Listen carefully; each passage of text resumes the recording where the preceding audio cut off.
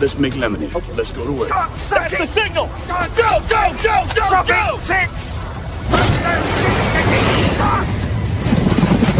It's beautiful.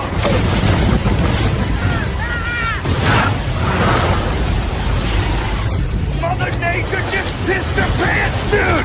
Wake up and hit the ground running. It's The Rush, presented by Willis Auto, with Travis Justice and Ross Peterson bringing you raw, unfiltered, and unapologetic talk about sports, life, and everything else that matters. No filtered, no fluff, just The Rush.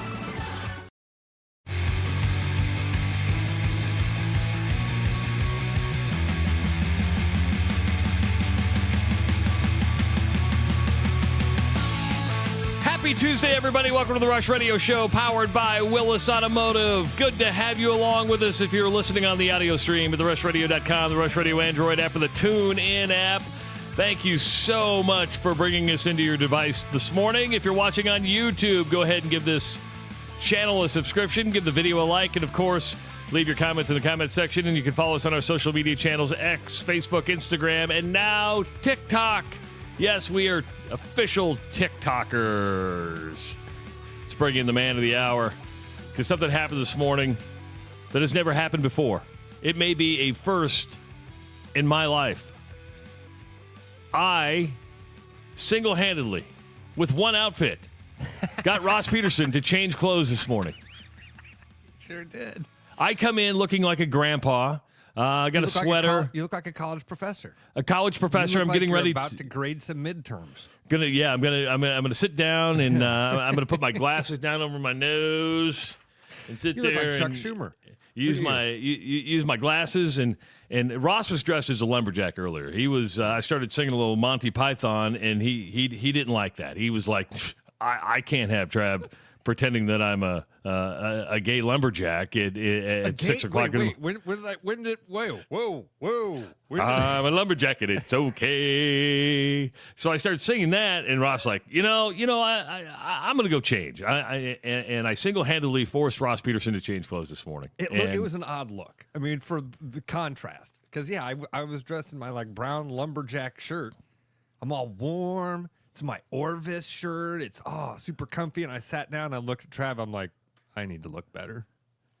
And so he went and changed clothes. It's something that's never happened. Usually I'll look at my wife and I'm like, I suppose I need to change because you look pretty and I don't. Yeah. Ross comes in. He's like, I gotta look better. I better go change a shirt. I also screwed up because I never do this. I'm not an outfit guy. I think most people would know that. But I have an event coming up. I thought it was this morning. And so I got up this morning and started putting on my dress pants and my nice sweater, and I was going to look nice to be a presenter today. What are you presenting at? So, Audrey goes to a charter school here in Des Moines, and the charter school system is growing, and so they're having a little event tomorrow that I'm emceeing for the charter schools in Des Moines. Now, is it a fundraiser? Is the charter school raising money? It's just an informational deal. They're bringing in a bunch of business leaders and stuff like that to explain to them what's going on. So I was preparing that outfit this morning, and it hit me. I'm like, it's Tuesday. It's Tuesday. That thing's not till tomorrow. Relax. So I set that clothes aside. I went in. I put on the comfy lumberjack shirt. Came walking in. I saw the thing. I'm like, I got to go put on something different. So put on the black sweater, ribbed. So now we kind of we coordinate a little bit, but Travis Justice fashionista is now making I'm bringing changes. Look at that, and I'm changing the world one outfit at a time. Trav, nothing says old man like what I'm wearing. When we try to attract those, Bill Reichart would be so proud. We try to attract those 24 to 34-year-olds, and they're going to look at me and go, "Why am I listening to this guy?" Did Bill Reichart make his way over to Western Iowa at all? I don't remember Bill Reichart. Bill Reichart used to come and speak when I was in elementary school, middle school, I think even in high school in the 90s. Bill Reichart would come and talk to, and Bill Reichart was a Hawkeye football player. He then came to Des Moines and started a fine clothier type of, started dressing men in nice clothes. And then he would come around and talk to kids about the importance of dressing dressing for success, basically. I think that was probably the name of his little speech, was Dress for Success. He was a fascinating dude. There is something to that, though, right? You act the way you dress. It's interesting. We've talked about him several times on the show, and he's been on the show, and that's Dave Lubbers, right? Dave Lubbers, former Drake University walk-on, and I love how you throw the walk-on thing in there, man. The guy played Division I basketball. Played Division I basketball, and became a journalist for ESPN. Produced some Emmy Award-winning pieces for ESPN before they went through some major cutbacks. He's now a professor over at Drake. He's teaching like digital media or something like that, and I talked to Dave quite a bit. But his father was a clothier in Webster City, okay? And I don't care if he cares if I share this story or not. This is how his dad had a major effect on him as a person when it comes to living in that clothes business. His dad always told him, and I'm going to get the story wrong a little bit, but you can tell a lot about a man by his shoes, right? I mean, not only what he wears, but what he wears on his feet. And that stuck with Dave. And I stayed at when he used to live in the East Village. I was over in Des Moines, and I stayed at his house. And I went into his closet. And he had at least, Ross, 190 pairs of shoes. I'm not joking here. Dave has more shoes than any man I've ever seen. This is ringing a bell. I think you've told me this before. And I don't know if he's wore a pair more than like 3 times. That would be overwhelming to me. My OCD would freak me. I'd walk in and go, "Yep, what am I supposed to wear here?" Paralysis by analysis. Yes. Yeah, I would do the same thing. Wouldn't know what I mean, if I were to go to your closet right now, how many pair of shoes do you have? But I've got more than most guys, but I have probably 8, 10, something like that. But what do you wear on a regular basis? I mean, do you wear kind of the same pair of shoe every single day? Pretty much. I wear my Ons. Okay. Yeah, that's what I wear pretty much every day. I have a really nice pair of Saucony trail shoes that I love for walking. So I'll wear those a lot, and they're purple, so I like them because they're cool. You say Saucony. I've always said Saucony. In the old days, wasn't that always spot built? Aren't the Sauconys like spot built? I don't know, and one of us is saying it really wrong. Probably me. No, probably me because I pronounce things like I know them and have no idea what I'm talking about. Yeah. That primarily I wear those 2 pairs of shoes. That's it. And then every now and again, like my buddy John Olson got me a really cool pair of black and gold Hawkeye Jordans. Yeah. So I wore those to the game watch party on Saturday. Got a lot of compliments on those. My God, those shoes are uncomfortable. Oh, my God, they're so uncomfortable. But they look really cool. And then my son did this thing when I got him. He was like, "Dad, these are drip." I'm like, I don't even know what that means. And then he put black laces in one and gold laces in the other. And I kind of forgot about that, too. And then I was walking around the party, and my buddy Dusty was like, "Dude, I like the laces. I might have to do that." I was like, "Oh, that's Eli. Not me." There's no fashion. You'll never see me and go, "Oh, Ross made a nice fashion choice." That's incorrect. Somebody in Ross's life made a good fashion choice. My whole life has been that way. We've joked about it with my buddies. When I used to go out and my friends would be like, "You're not wearing that." Oh, yeah. What do you mean? We're going to pick up girls. And they'd go, "Not in that." No, you're not. We're going to pick up girls. You're going to be going home alone is what's happening. Yeah, which is 99% of the time what happened anyway. Now, Johnny says you were correct with the Sauconys, right? And okay. When we say Adidas, are we saying it right? Because back in 2000, yes, that's right. Yeah, yes, and I didn't know that till we had an Australian foreign exchange student stay with us in 2014, and she said, "Hey, I see you have some Adidas," and I'm like, well, "That's Adidas," and she was like, "No, you're saying that wrong." And they speak English in Australia. I speak Australian. They speak English in Australia. Yes, they barely. do. They speak a version of English in Australia. Is it Adidas or is it Adidas? It's Adidas. Okay, I'm with you. How about the luxury car that has the cat? What do you call that? The Jaguar? See, you're in the middle there. I say Jaguar. And then people are like, no, it's Jaguar. What? It's a Jaguar. No, it's Jaguar. What the? Do they just say that to sound more pretentious and more fancy? It's something I'm never going to own. That's what it is. Oh, you could afford a Jaguar. I didn't say a Ford. I just wouldn't have one. You know why? Why? It's not one of the Willis brands. That's fair. But you know what is? Your Land Rover. Did you see our video yesterday? I did see our video. Dude, I didn't realize how much I was just in awe. The entire time I was just like, this thing's I'm in the back seat enjoying your ride. I think I love enjoying you. Because you were by far, you were in the front seat. You're the star of the video. I'm a backseat driver. Bobby's the star of the video. Bobby is the star of the video. Bobby's the star. Yeah.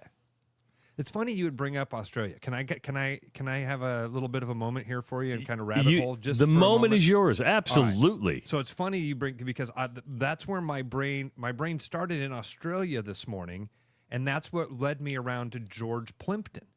And I asked you if you remembered that name. I thought for sure you'd be like, "Oh yeah, I remember that guy. He was hilarious. He was classic." A lot of his good stuff, though, as I was reading this morning, happened way before I was born. Right. So I mean. And so just to put it in perspective, George Plimpton was deemed by the New York Times as a participatory journalist.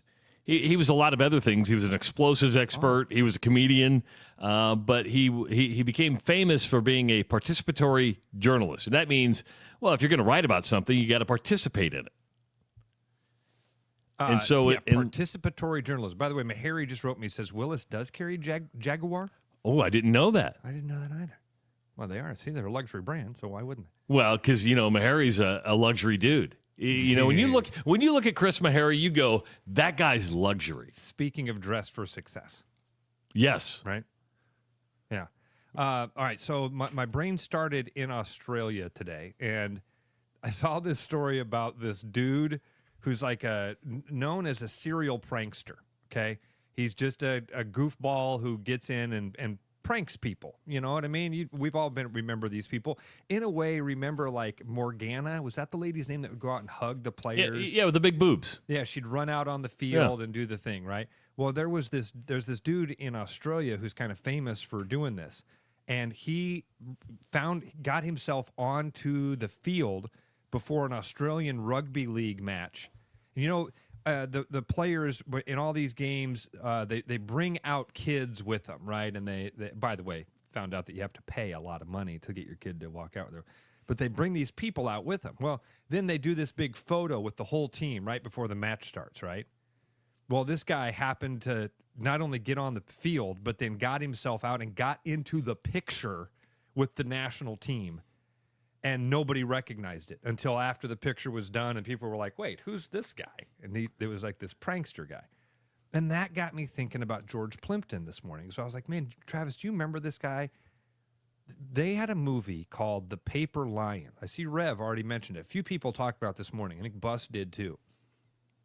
He was a journalist he was from England, but he ended up working for a New York paper. And his thing was like, you can't just write about these sports from the grandstands. You've got to get inside the sport. And so he would literally go and spar with Sugar Ray Robinson. He would go and try to compete in a college basketball game. He would get himself on a roster for a college basketball game and then go out and play the game and then write about it. So, now we need to put a little perspective around it because once you dropped this, I started reading about him. He didn't sneak his way in. The teams let him participate. So he played baseball on teams that were managed by like Willie Mays and Mickey Mantle. Yeah. When he played for the Lions, that was all arranged. He actually tried to get on the PGA Tour. Yes. And do that. So it wasn't like he snuck in. It was arranged, but it was like, hey, if I'm going to write about this, I want to be a part of this. Alan Alda played him in a movie. The movie was called The Paper Lion. And that's more specifically what I remember. That's more about his time with the Detroit Lions. He basically got himself to be the starting quarterback in a preseason game for the Lions. That's kind of cool. It's pretty cool. I wish they did. Thing. You would probably never get pro teams or even college teams to do that, but it would be great if, like, Ben McCollum said, "Hey, why don't if you're going to cover the Hawkeyes, why don't you come and play?" Dude, remember they let Will Ferrell do this a couple years ago in Major League Baseball. He tried to play for every team in a day or something like that. Maybe I don't remember how. I thought it was just he was raising money for his buddy who had cancer, and he pitched for the Dodgers. I think it was. It was during spring training. He pitched for a whole bunch of teams that day. Did he? Yeah. They moved him around. Like, he might have done all the teams in Arizona or something like that. Like, I don't remember, but he did. He played for a whole bunch of teams, but it was all set up. Yeah. I mean, same sort of deal.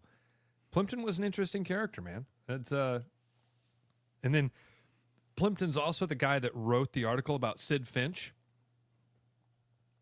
Remember former pitcher? Well. He was a weird dude, though, right? Sid. Hold on. No, I'm thinking of Fidrich. I'm thinking of Mark Fidrich. You're thinking Mark Fidrich. I'm thinking of Mark Fidrich. Sid Finch was a character that he made up. Oh, he wrote an article that was in the April 1st edition, so the April Fool's edition, 1985, of the Sports Illustrated. He was on the cover of it with one foot he was wearing a boot and had one foot exposed, and he was just total goofball. And the idea was that he'd been studying yoga in Tibet. That's why nobody knew who he was. But he could throw the ball like 160 miles an hour. And everybody was like, "Oh my God, the Mets have this super phenom." It was a total fictional thing. And the Mets were in on it, correct? If I remember correctly. Yeah. So he was an interesting dude, and that all came to mind because of this prankster getting his way onto the field for a photo. So that's what my brain did this morning. So you mentioned the soccer players and how they come out with the kids. I always thought it was like kids from orphanages and stuff like that. Used to be kids that it was like kids that had been longtime fans. You had to basically sign up, kind of win the lottery type of thing, or it was a kid that it was kind of like they do the kid captain thing for the Hawkeyes. You know what I mean? It was a kid that was going through some stuff, and they were like, "Hey, we're going to let this kid enjoy this thing." Now that's all for sale for a lot of money. And that was why, honestly, this prankster was able to do this. Most of the people thought he was just some sponsor guy. They were like, that's how commonplace it's become for people that shouldn't be on the field to be on the field because they paid a lot of money to do it. That they all thought that this guy was just some like sponsor that was there to, fulfill a requirement. And then they were like, "Oh no, he's just a prankster out here messing with everybody." I wonder was he messing with people, or was he really trying to get an understanding of what it was like to be in training camp? Now, who are you talking about? George Plimpton? Yeah, I'm talking about Plimpton. Plimpton was just trying to do the story. Like you said, he would arrange everything with all the teams beforehand. He wasn't actually a good enough athlete to go out and do it. He just had to go and talk to him and say, "Hey, can I get a couple of rounds with Sugar Ray Robinson?" That, first of all the things that I would want to do, I would think there'd be a couple. Number one, I don't want to get hit by an NFL linebacker or defensive lineman or safety. I don't want to get hit by anybody in the NFL. But getting punched by a boxer? Yeah. That, dude. No way. I mean, I've played in a pro-am, in the Corn Ferry tournament, and I didn't want to be a part of that. I did not want the professional golfer who I was assigned to see really how bad of a golfer I was. It was How'd that go for you? Oh, it wasn't good. Yeah, because I've seen you play. Yeah, it's just not good. And, you got this guy hitting from the tips, and then you got your foursome that, we paid a lot of money to be in this thing. The corporation paid a lot of money. And then you're like, oh. Well, even on media days with the Principal Charity Classic, you go play with a pro, right? And you're like, it's fun. We're going to get to know him, but do we really have to play golf? Because I never thought about this, Trav. So the pro plays from the tips. Yeah. And then you guys have to... You have to drive up to the white tees. So it's like, hey, we'll meet you up here. You walk with your bag and your caddy. We're going to take the cart right on up. I never thought about that. Do you play best ball? In most pro-ams or stuff like that, the pro always plays his ball because that's kind of a practice round for him. So he's okay.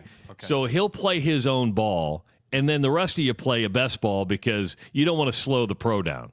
And you can play your best ball, but the guy's hitting from the tips, and he's still out driving your best driver from playing from the white tees.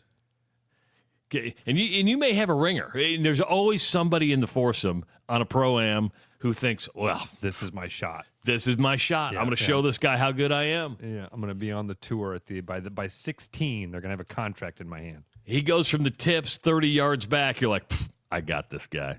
I got this guy. And then you still end up, no matter how good you are, 20 yards, 30 yards short of his ball. Dude, when I was out in Vegas, I played with some dudes that could bomb the ball. I mean, these guys are flying the ball over 300 yards. And it's funny how on a course like that, none of the holes are straight. So they're taking completely different angles. Like the caddy is like, all right, see the rock? Yeah, aim. Like the tee box goes this direction. He's teeing off that direction. And then he hits this ball and you're like, well, that's in the desert. No, it's in the middle of the green or in the middle of the fairway. Yeah, I hate golfing with guys who tell you what to do on the golf course. Because it's not going to fix me in a day. I need to be on a range. I need to be at like Golf Tech or something like that. When you say aim here, I go, haven't you watched my three previous holes? I can't aim. Yeah. It doesn't matter where I aim. You can line my body up all you want. It's how I come through with my follow through, how my wrist, where my feet are. I can't hit where I aim. I'm not good enough to care. I'm not good enough to care about golf.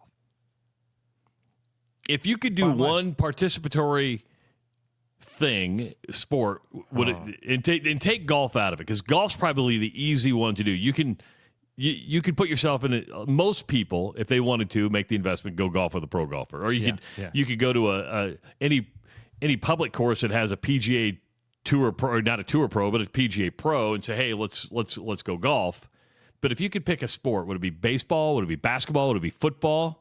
Yeah, it'd be baseball. I mean, that'd be fun to get an at-bat at Yankee Stadium, to stand inside that box. Now, obviously, it's a totally different Yankee Stadium than Babe Ruth and Mickey Mantle and Joe DiMaggio and all those guys played in. But that'd be fun. Maybe at Fenway Park, because Fenway, you could stand in that box and stand there and go, my feet are standing where Ted Williams stood. My feet are where Mickey Mantle once stood. That would be a cool thing. But just to get a solid understanding of how things work. Now, I think the NCAA does that a little bit with journalists when it brings journalists into about 4 weeks beforehand of the college basketball selection committee, right? They bring those guys in. They let them see how that process is. That's participatory. But, it would be... It's funny that you brought up George Plimpton today. I don't know why that he was in my brain. I have so many fun stories on my tabs open this morning. That was, for some reason, the one that... John may have nailed it. Ross fishing with Babe Winkleman. There you go, John. Sign me up for that. Because that actually, now that you say that, I might actually learn something that I could use there. If I go out golfing with a professional golfer, I'm just going to have fun. You know what I mean? He's not going to be like, hey, if you did this with your grip, you'd be a better golfer. Like, my game is so far gone. Again, I'm not good enough to care. But if I went fishing with Babe Winkleman, and he was like, hey, you got to let that Texas rig sink a little more before you start reeling it in. I'd be like, oh, he just figured I can catch every fish now. Who was the fisherman that wore the Texas hat? Was that Bill Vance? That was Bill Vance. Bill Vance. Bill Dance. Dance. Yeah. Okay. In fact, my polarized sunglasses are Bill Dance sunglasses. Is he still with us? Is Bill Dance still alive? When Tyrell catches a fish, he calls himself the Black Bill Dance. Does he wear a Texas hat when he's doing that? No, but I did get him some of those Bill Dance sunglasses to wear so that he can, and they're black. See, Ross was influenced by influencer marketing. I'm Bill Dance. When you're on a lake, you need these polarized SBF 90. Here's how that went down, okay? I was looking for polarized sunglasses, and Courtney one day was like, "Hey, I'm getting corrected. It's a Tennessee hat, not a Texas Tennessee. hat. Yeah, I should have corrected Sorry. that with the orange tee on it. Yeah. Courtney was like, "Hey, don't buy sunglasses. My father, my stepdad has some." And so I called up Kevin. And I'm like, "Hey, I hear you got some polarized sunglasses." He's like, "Yeah, come out." So I went out there, and he had like 3 pairs of them that he gave me. And they were all Bill Dance sunglasses. In fact, one of them was Jimmy Houston. There were 2 Bill Dance and 1 Jimmy Houston. Who's Jimmy Houston? I just let you down. Maybe the greatest bass fisherman of all time. When we were kids, he was the most.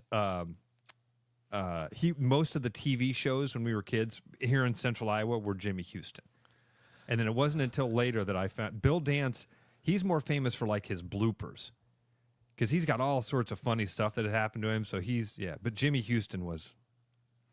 The look of disgust on your face when I said, "Who's Jimmy Houston?" You're just like, why am I even talking to this guy? When I was a kid, dude, that fishing was on TV quite a bit.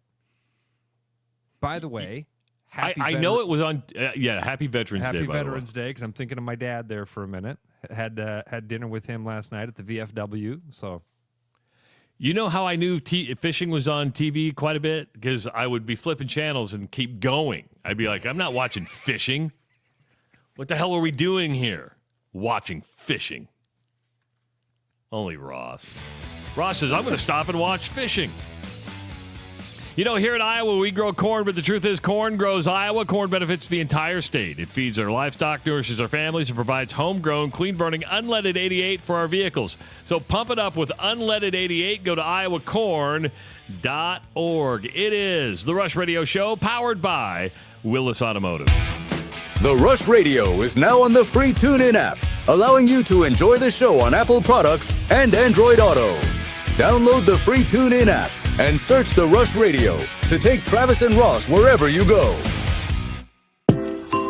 'Tis the season to share great taste. Grab a refreshing Coca-Cola and make every moment a celebration. Locally made, nationally loved, Coca-Cola is the real deal when it comes to holiday cheer. Whether you're kicking back after the game or hosting.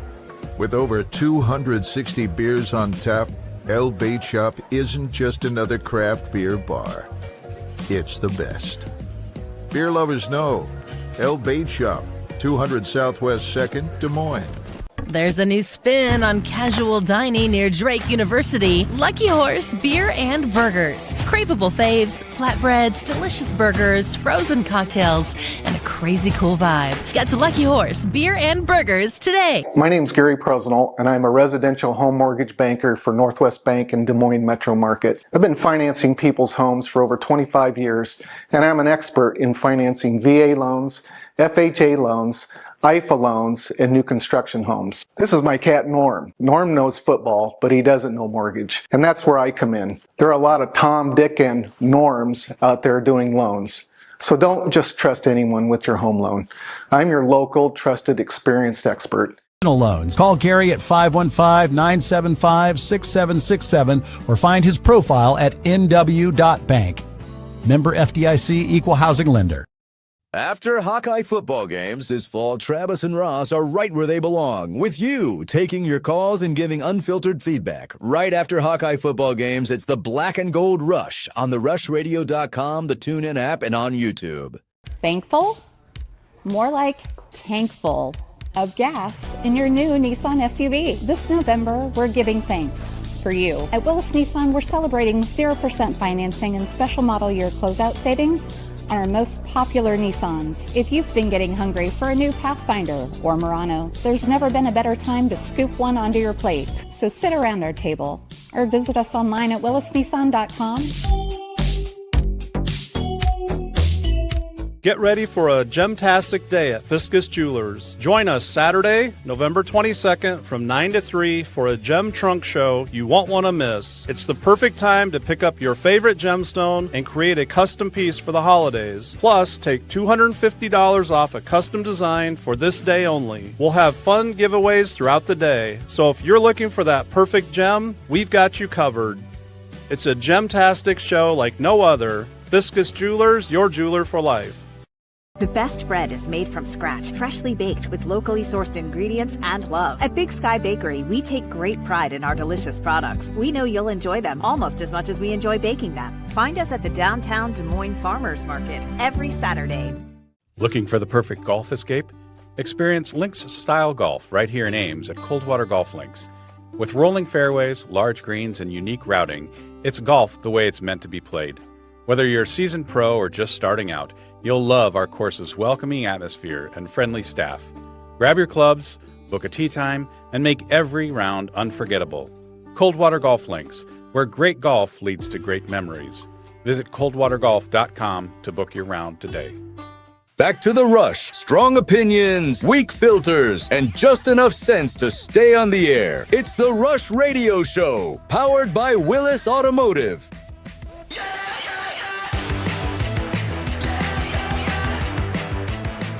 A reminder that Fiscus Jewelers is your local full-service jeweler in Ankeny at 1701 Southeast Delaware, Suite 250. You get custom design, one-of-a-kind pieces that fit your budget for engagement and bridal. You got platinum, 18-karat, 14-karat, made in the USA, certified center stones. And coming up, we're going to tease you a little bit. Fiscus Jewelers is going to give our listeners something really, really cool. One of our listeners. One of our listeners. Cool. We have a fun contest coming up. We've done things like this with Noel in the past and Fiscus. Because, man, Noel he's a fun guy when it comes to this stuff. He really wants to be outside of the box. His entire story is really fascinating because he started with another company and then kind of like a lot of people, he was like, man, I think I can do this better. I think I can provide people a better value if I'm not under this umbrella. And went out and started Fiscus Jewelers and has kicked butt with it. Fun family, great people, and they've got not to give away too much, but we got something fun that we're going to be doing with Fiscus here. That's right. And of course, with the holidays right around the corner, we can make your holiday shopping very, very simple. So just keep listening to the Rush Radio Show, powered by Willis Automotive. Ross, I'm full disclosure. This YouTube TV Disney fight has screwed me because Iowa State was on ESPNU last night. The Cyclones get a 96-80 win over Mississippi State. I'm not able to watch the game because of the pissing match that's taking place between these two, and it's frustrating. I haven't dropped YouTube TV here yet because I actually think YouTube TV is in the right. You know, when you have multi-billion-dollar companies going at it, you got to pick a side. I'm picking YouTube TV here, but it's as this college basketball season goes along, I'm going to get screwed a lot more. A couple things on this before we dive into the Iowa State game is that the president of Disney was on the Manning cast last night for Monday Night Football and avoided the subject, which I think is chicken shit. I mean, at the end of the day, that's why he was on. Yeah, exactly. You think he brought the guy on so you could tell, like, that's why he was on. Yeah, you have to address the problem. Don't run from the problem. The only thing that's frustrated me about YouTube TV is I got an email from him yesterday and said, hey, we apologize that this is still going on. We know you're caught in the middle. That was nice of them. Coming up, you are going to get a $20 credit on your next bill. Look out for an email on how to do that $20 credit. I'm like, why do I have to initiate the $20 credit? Can't you just say, hey, we're going to charge you $68 instead of $88? Yeah, why do they do that? You know the answer to this. Why do they do that? Because they hope that I don't do it so they get their $20. Because most people won't. And then they can say, we offered it. Yes. We offered it. This is like the Menards mail-in rebate. You know what I mean? Yeah, you get a rebate. I do. Well, it rang up different than the price. Well, yeah. See, you got to go over to that counter over there. You got to get some paperwork, fill out that paperwork, mail in that paper. It's not hard. It's not hard to do, but you're going to have to do all of that. Yeah, it takes time. Yeah. The mail-in rebates don't even interest me. I'm like, oh, I never do the mail-in rebate. I don't know why. Let me ask you something. You said something in there that I found interesting because you said, I have to pick a side. Why? Because I don't like change. Look how long it took me to change my cable provider. That's not my question. I understand. I know you don't like change, and I don't blame you for not canceling your YouTube TV because that is, again, we don't even like to click buttons to get a $20 rebate. We're not going to go through the thing of unsubscribing, subscribing to a news service, setting up those apps, creating passwords. all of this stuff takes minutes, but it's frustrating. That's not what I'm saying. Why do you think you have to pick a side in this pissing match? And what made you decide to pick YouTube TV as your side, as the guy you're rooting for? Because I think I see what Disney is doing, and that's trying to force everybody over to their own app, right? And to me, I want to go willingly. I don't want to go forcibly. And so I'm sitting there going, okay, I'm going to hold on to YouTube TV as long as I can to where it makes sense. And to me, I'm like, okay, I'm riding or dying with Google here. You're not trying to force me to do something, even though you're probably going to raise my rates in a year because you're going to have to pay for whatever happens. I usually take a $5 to $10 increase, a little more in stride than, hey, if you want this, you've got to move all your stuff over here, which I think Disney is trying to do, and they're not. Do either one of them really care about the consumer? Probably not. But to me, it just comes across. YouTube TV is like, hey, we tried to negotiate in good faith. We wanted to get an extension, and they said no, and Disney is just flooding my social media feeds with, hey, make the switch to this app, to this app, to this app. It's all available. It's right here for you. You don't need to miss anything that you really want to watch, like an Iowa State basketball game on ESPNU. And I'm like, no, I'm on this hill. You're right. I probably didn't need to pick sides. Do you have Peacock? I do have Peacock. Why do you have Peacock? So I could watch Iowa football games when they're on there once a year and Iowa basketball games when they're on there 3 times a year. Yeah. But you know what I've done, though, Ross? I've started watching more on Peacock. How about that? And I'm like, oh, there's some pretty good shows on Peacock. How about that? Yeah. Paramount Plus. I'm not being a smartass here. That's how they get you. Yeah. But Disney is just doing the same thing that NBC did. They're saying, hey, we bought the rights to these games, and we own this thing that we would like people to start to download. We could very easily put the Hawkeyes on NBC or one of our NBC subsidiaries. But if we put it on this app alone, and they did this with Caitlin Clark a lot. We know people want to watch Caitlin Clark, so let's make them jump through hoops. And then we got them. We get them to pay some subscription fees, and then we show them, hey, by the way, you know that you can watch this stuff on Peacock. We got this really fun. And that's what Hulu and Disney and ESPN are doing. They're going to go, oh, yeah, by the way, if you come over here, you can watch National Geographic. Don't you miss all those nature documentaries? And for a guy like me, you go, yeah, I want to watch that stuff too. But you know what the difference is? Price point. Right? If I want Hulu Live or if I want YouTube Live, that's $89 a month. Which you want to do if you're going to watch sports. You have to have the live. Peacock is $9.99 a month. So you go, oh, okay. And I only have Paramount Plus, so I can watch Landman, which comes out on the 16th, right? And then you're like, okay, I'm going to get rid of it after that. And I'm like, no, I'll just hold on to it because it's too much of a pain in the ass to go cancel the subscription and come back in and reactivate the subscription. So now I'm $20 down with Paramount Plus and Peacock. But it's that mental game they play with you in price point. I'm to get what I want, because Hulu's going away. Your Hulu app is going to go away. They're going to force you onto a Disney Plus app. Yeah. But there is a difference between Hulu and Hulu Live. Hulu Live costs about the same as YouTube TV, so I picked a side, and I'm going to hold on as long as I can. But if we get to like January and they haven't solved this problem yet, I'm going to have to make the switch because I want to watch sports. I want to watch, and unfortunately, ESPN has the bulk of the contracts of games I want to watch, and that's just the way it is. So who has the most negotiating power here, Ross? Just out of your... Boy, and I'm watching this from a 10,000-foot view. That's a good question. My gut says that ESPN actually has the most negotiating power. Because they have the property. They're have the product. Yeah. They have the product. And the distributor is trying to... That's the way I see it, is that if I had to pick a side on this, and I won't, but if I had to pick a side, I would go, well, wait a minute. What does YouTube TV provide here? Distribution? ESPN has done just fine without YouTube TV. People are going to seek these games out.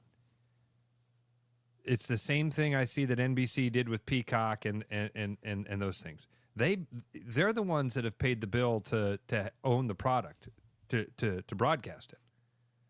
So I don't know. But again, people are asking about Tubi. I have Tubi on my TV also, and I'm really starting to watch that more. It's free. There's good stuff on it. There's good movies on it. I'm looking at that. I'm like, why do I still have Netflix if I got this thing that's free? Only going to be free for a period of time. It's free to get people to use it. Then they go, well, we got so many people using it. We're missing out on revenue opportunities. If we just charge $5 a month, you know how much money we make? But Tubi doesn't have live sports, does it? No. Does it have live sports? No. No. But there's other ways around that, Trav. I know that. But I know it sounds weird coming from me. I'm too honest. I'm scared to pirate stuff.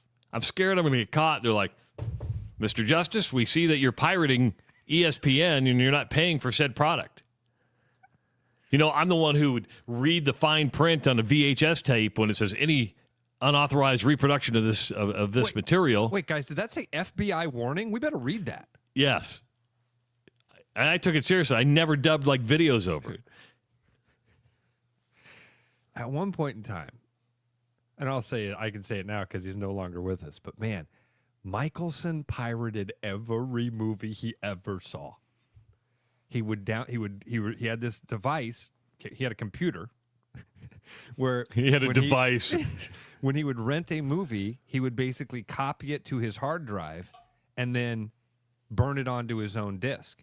And I had towers. Remember those towers of CDs? Oh, yeah. Where you could individual slots? Dude, I had probably 6 towers of movies at one point in time. Almost every movie you could think of, you'd be like, well, hold on, it's in here somewhere. I don't have it anymore, FBI. Don't come get me. You could do many years in prison for unauthorized reproduction of this content. So did you get to see any of the highlights from Iowa State's win over Mississippi State last night? No. Okay. No. Right. Well, did you, just looking at the box score, really nice win for Iowa State. Because you and I had both said this was going to be one of those barometer games, a metric game, to see where they were at right now early in this season. Taman Lipsey had a fantastic game, and career Iowa high State 25 rolls on Mississippi State, 96-80. They were up. It was over in the first half. They were up 18 at halftime. Cruised in the second half.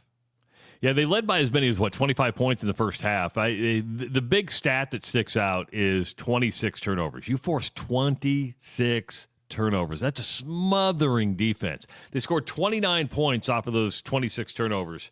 And anytime because if you look at the stats, Mississippi State, I believe, shot the ball better than Iowa State. Oh, really? Had some numbers that were good, but you turn the ball over 26 times. I don't care what team you are. You're giving yourself a hard time even being in that basketball game, and Mississippi State obviously wasn't getting hammered by the Cyclones. I see what you're saying, Trav, because they both shot about 50% from the field, but Mississippi State shot 40% from three-point range. Iowa State was 5 of 22, 22% from three-point range. But, yeah, the turnovers are the big difference there. 26 turnovers to 9 turnovers. Impressive. Buchanan had 13. Jefferson had 18. Taman Lipsey with a career-high 25.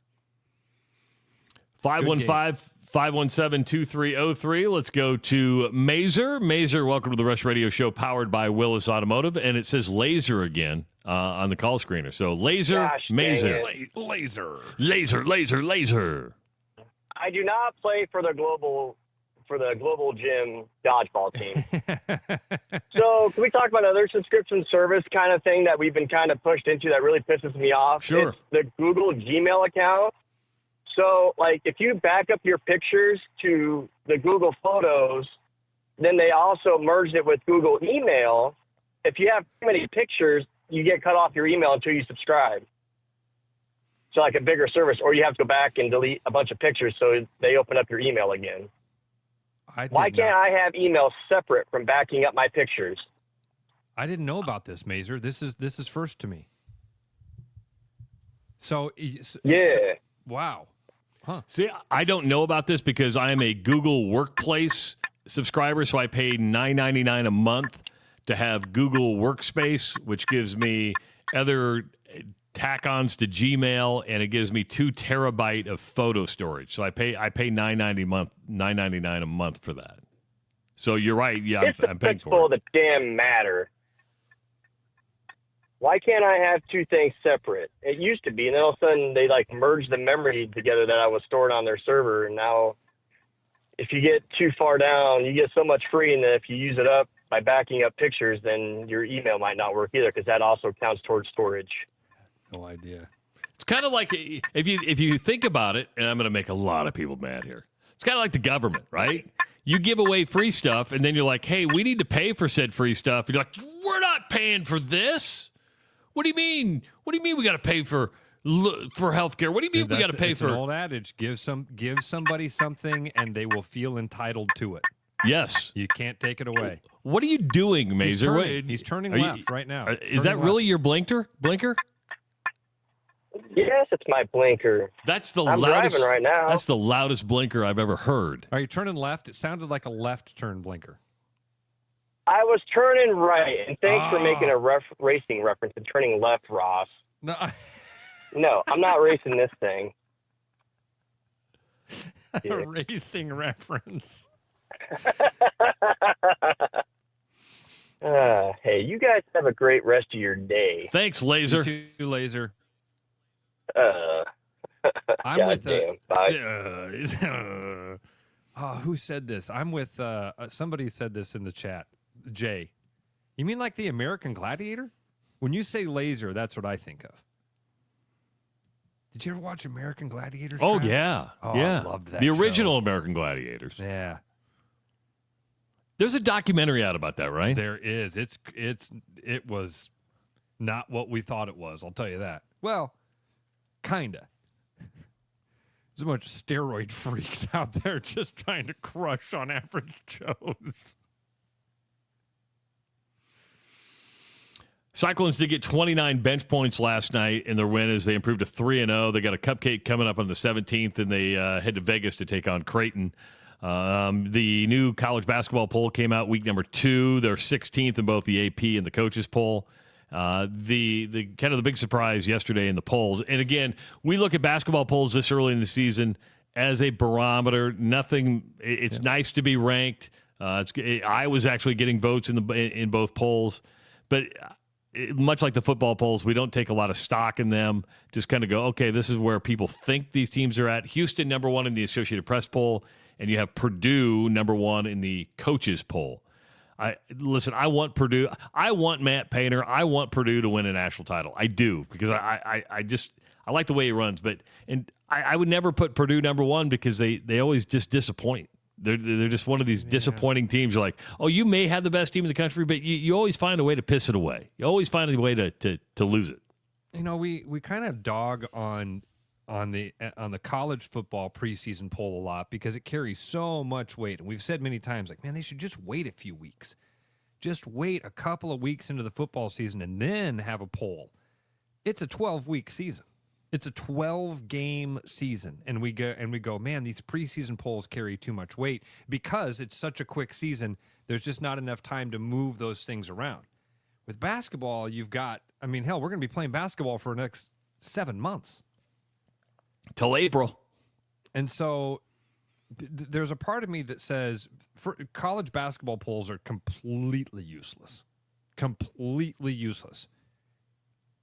Used to be. Because it used to be that every single team made it to the postseason. Every team. Doesn't matter how bad your record is, you're just now going to have to go and win 14 games in your conference tournament in order to get to the tournament. But every team had a shot. That's not the case anymore. Look at the Big Ten. You have to make the Big Ten tournament now. But polls, to me, in college basketball, like especially this early, you're right, Travis. Purdue has been perennial disappointers because they're always in that top 4, top 10 team, and then you lose a couple of games as the season goes on. That's what happens in college basketball. And then and then you're not there anymore, or you're not. But man, they're gonna be. It's a lot like Iowa State. When you say Iowa State 17, my instant reaction is doesn't matter. Doesn't matter where you're at in the college football playoff poll. What's going to matter for Iowa State fans? What's going to show success for this season? What's going to get fans? What's going to make fans say, "Yeah, this was a great year"? It's going to be a deep run in March. Yeah, you could be ranked number 5 all year long, and if you don't get to the Sweet 16 or the Elite 8, it doesn't matter. You lose that second round game, and it don't matter where you were at in November. It doesn't matter. For the Hawkeyes aren't showing up. Probably won't for a little while. Doesn't matter. Doesn't matter. We all know what the gauge for success is in Ben McCollum's first year. Make the tournament. Make the tournament, and Travis, there's even probably some variance on that because it'll depend on what that looks like. If the Hawkeyes start off red hot, let's say they upset Iowa State. Let's say the Hawkeyes start 15-0 with wins over Michigan State and Maryland, whoever I think that's who their Big Ten teams are early in the season.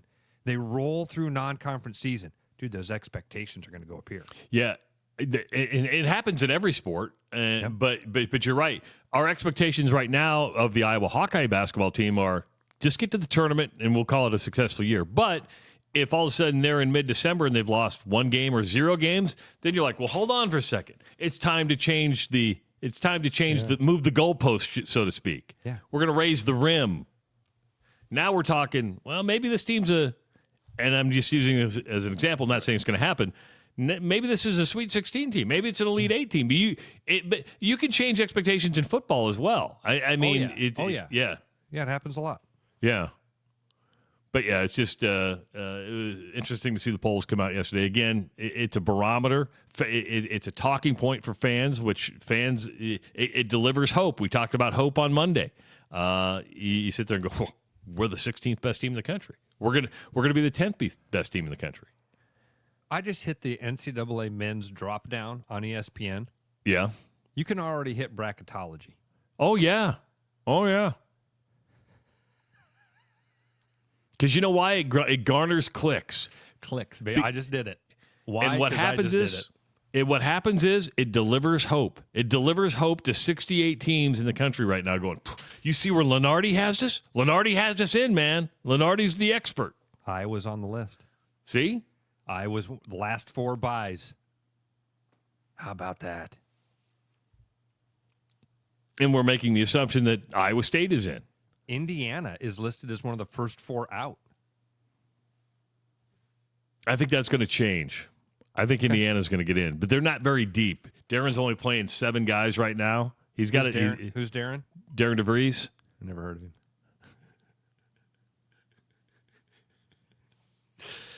Man, you toss people aside. Niedermeyer, dead! See what Ross is going to do to me, folks, when we stop doing this show? Who's this guy? Who's this guy? I don't know this guy. It's a new trick I've learned. Wasn't very Stole good it at from me. Wasn't very good at it. Yeah. I learned it from watching you, okay? Remember those commercials, Trav? Oh, yeah. Yeah. When the kid watches it, does something bad. The kid got caught smoking pot. Is that what it was, a pot? Yeah, and his dad's like holding the joint. And he's like, where did you learn how to do this? Where did you learn this? And the kid goes, I learned it from watching you, okay? Dose of reality. This is your brain. This is your brain on drugs. Any questions? Remember that one? The broken egg? They'd fry the egg. No truth to that commercial.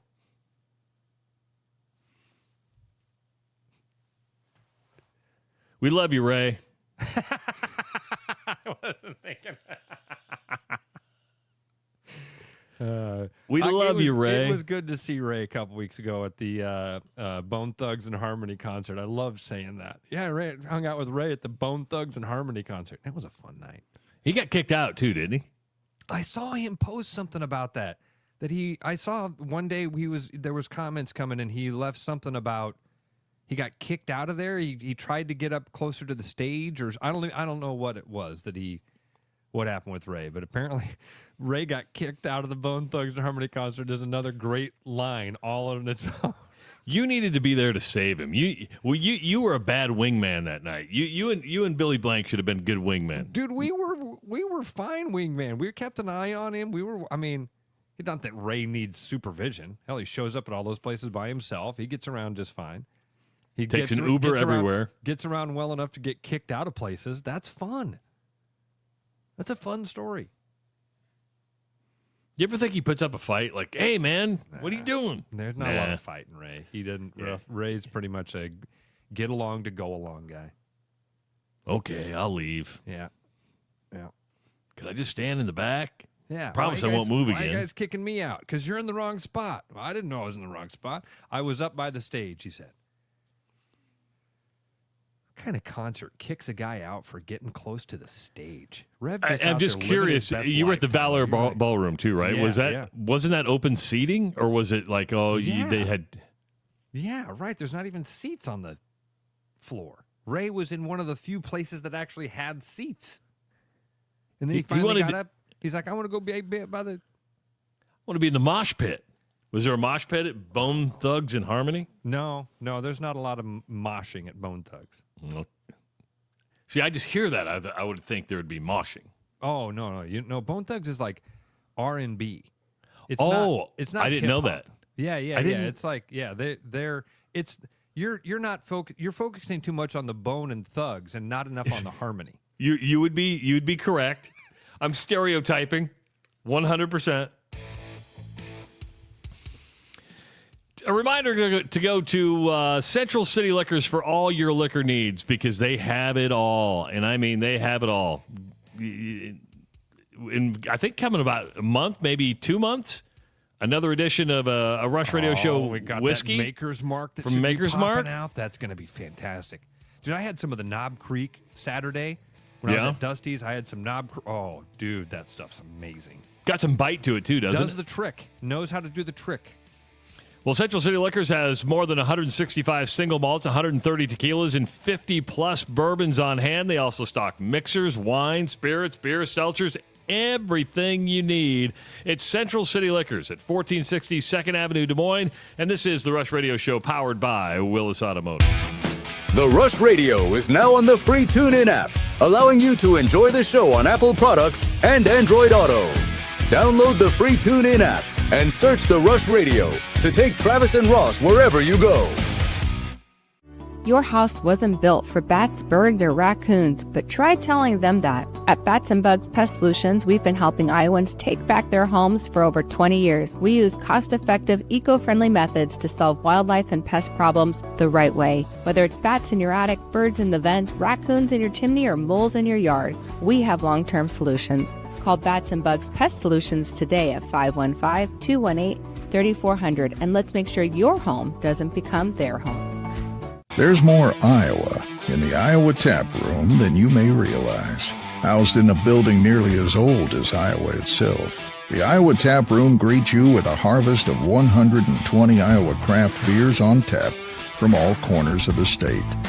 And the food doesn't get much more Iowa than this. The Iowa Tap Room, all Iowa beer, one amazing place. There's always something new at Fong's Pizza. The patio is open and ready for you, your friends, and an ever-changing menu of tiki drinks. Or try our new noodle dishes alongside your favorite slice. It's all happening this summer at the new Fong's in the East Village.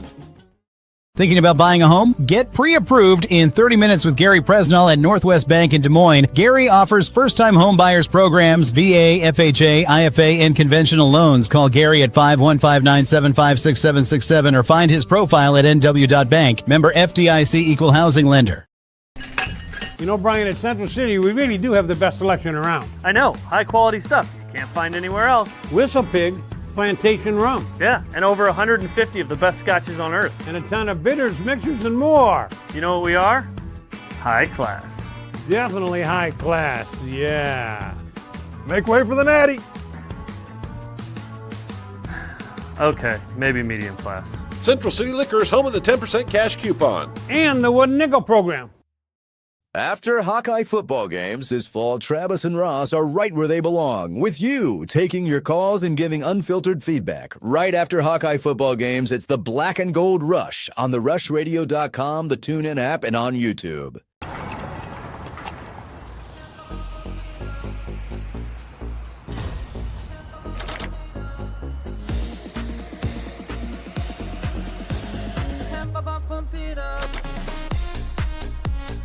A fuel choice that even rivals can agree on?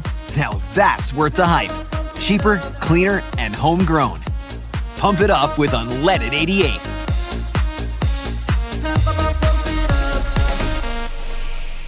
November's here, and that means Thanksgiving's right around the corner. And here at Willis, we're thankful for you, our guests, for entrusting us with your vehicle and service needs. With holiday season comes travel, and all those extra miles can cause wear and tear on your car.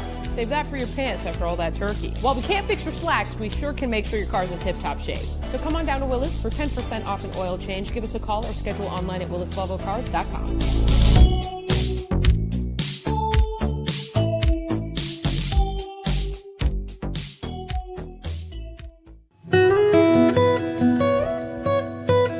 For the holidays, bring real taste to the table with Gold Peak Real Brewed Tea. Made with real tea leaves and real cane sugar, Gold Peak delivers a golden, brewed for taste flavor that makes every moment more meaningful. Whether you're gathering with family or friends, celebrate the moments that matter the most, because real connections deserve real refreshment. For your upcoming holiday celebrations, choose Gold Peak Tea and bring real taste to the table. Like a rash you thought was gone. Travis and Ross aren't contagious, but they are addictive. It's the Rush Radio Show, powered by Willis Automotive. Hour number 2 of the Rush Radio Show, powered by Willis Automotive. Happy Tuesday, everybody. If you are listening on the audio stream at therushradio.com, the Rush Radio Android app, or the TuneIn app, thank you so much, no matter where you're located, in central Iowa, in the Midwest, in the United States, or around the world. It's good to have you with us. If you're watching on YouTube this morning, go ahead and hit that subscribe button, give this video a like, and start leaving your comments in the comments section. And follow us on our social media channels, X, Facebook, Instagram, and TikTok. I'm Travis Justice. He's Ross Peterson. We're here till 8 o'clock today. Somebody called during the break, and I think it was Scott, who wanted to talk a little Hawkeye football. Of course, Iowa getting ready to go to USC this weekend. It's a 2:30 game, I believe, on the Big Ten Network. Don't forget about the Black and Gold Rush live from the Iowa Lottery Studios right after the game. We'll be going right up to about 7:30. I've got someplace I got to be on Saturday night, so it'll be either about an hour and a half show or an hour show. But it'll be a fun time as we talk about that game. But I know he wanted to talk about the 2-point conversion. I'm anxious to hear what he wanted to say. That's why I'm kind of disappointed he hung up, because I hope he wasn't trying to make an argument that he was in, because it was the right call. I'm just making that assumption that maybe he wanted to talk about that. But, Scott, if you're listening, go ahead and call back at 515-517-2303. Of course, we've seen a lot of college football coaches get fired this year, Ross. Brian Daboll, the head coach of the New York Giants, was fired yesterday. And, for good reason. The Giants are off to a 2-8 start. This is the statistic that if you're a Giants fan, and we know Giants fans, I know Giants fans, if you're an owner, they had 4 double-digit leads already this season and blown those. 4 double-digit leads, blown those leads. 2 of those games, they were ahead by double digits with 4 minutes to go in the game. Yeah, epic collapses. But Travis, it goes bigger than this season. We have this conversation from time to time about quarterbacks, right? And how it's wild how quarterbacks go from, Baker Mayfield, he's a bust. That guy sucks. Get him away from a team and get him on another team, and all of a sudden you go, oh, wow, he actually isn't as crappy as we thought he was, is he? Daniel Jones was a laughingstock. It was like, you can't believe that the Giants screwed up so bad to even draft this guy. And then they decided that he was going to be the guy instead of Saquon Barkley. Now, that might have been a big mistake. Little bit. But Daniel Jones is, he's the NFL leader right now in passing yards? I did not know that. He leads the league in passing yards. Now, to be fair, Jackson Dart has done pretty good for the Giants. That's not what I'm saying. That's not what I'm saying. I know. What I'm saying is talented dudes They had talent too these last couple of years, and it didn't look like it. You could easily watch those games and go, God, Daniel Jones sucks. I think that's a part of this. I think that's a part of the Brian Daboll conversation is like, man, this guy just couldn't get the production out of these guys, out of these players that he needed to. And that has to fall into this same thing. Not only are you having these epic collapses in games this year, but man, you've mismanaged the talent you've had. And you look at Jackson Dart, who's already been thrown into, as a rookie, concussion protocol 4 times this year. That's not good. You got to protect your quarterback. You can't have a guy go into protocol 4 times in one season. Scott's called back at 515-517-2303. Let's go to Scott. Scott, welcome to the Rush Radio Show, powered by Willis Automotive. What's going on? Hey, Travis. I'm calling about that 2-point play. I'm not calling about him being in or out of bounds. But if you watch the replay, the defender who was chasing him threw a towel up in the air while he was going for the ball. Wouldn't that be an unsportsmanlike conduct? Ooh, I'm gonna have to go back and watch that. Watch the replay. Watch the replay. The defender had a towel and he threw it up in the air as he was going for the ball. So if you get a chance to watch the replay, watch that. I saw it on TikTok or YouTube last night. I was thinking, well, that's unsportsmanlike conduct. They should have caught that. Not the referee in the end zone, but another ref should have seen that towel flying up in the air. But if you watch that replay, and you probably see it. I was surprised to see that. So I just thought I'd let you guys know. I'm baffled.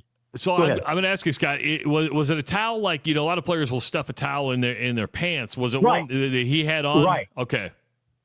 Yeah, he had it on him, and he just threw it up in the air as the ball was going to the receiver, and that could have affected that. I had not seen that. Watch the replay on that. I just watched it. I had to watch it a few times even to see it. You're absolutely right. He did. Yeah, and I can't believe a referee not following the play, could have seen that towel. It's plain as day. Okay, I'm gonna ask you. I'm gonna ask you a question, Scott, because what happens is your mind plays tricks on you. Things happen so fast that you don't see them. Did you see it on the replay or did you see it live? Because when we saw it, I didn't see it. I didn't. Yeah, I did not see it live. I saw the replay. Unfortunately, you can't go back and change calls, and officials. And I'm going to take an official side here. You're looking for different things and not paying attention to what's around you. It's almost sleight of hand, right? It's almost like a magician's trick. Right. Trav, I had to watch the replay a couple of times. I didn't see it live. I was with a group of guys. Nobody in my party, my watch party, said, "Oh my God, he threw a towel at the ball." He absolutely did. Well, I watched it. I watched it live too, and I never noticed until I saw that replay on TikTok or YouTube. I can't tell, Trev, by watching it. I can't tell if he, if it's just his, and I'm not trying to downplay it. I can't tell if his hand just kind of gets caught in it because he goes to throw his hand up and the towel goes with it.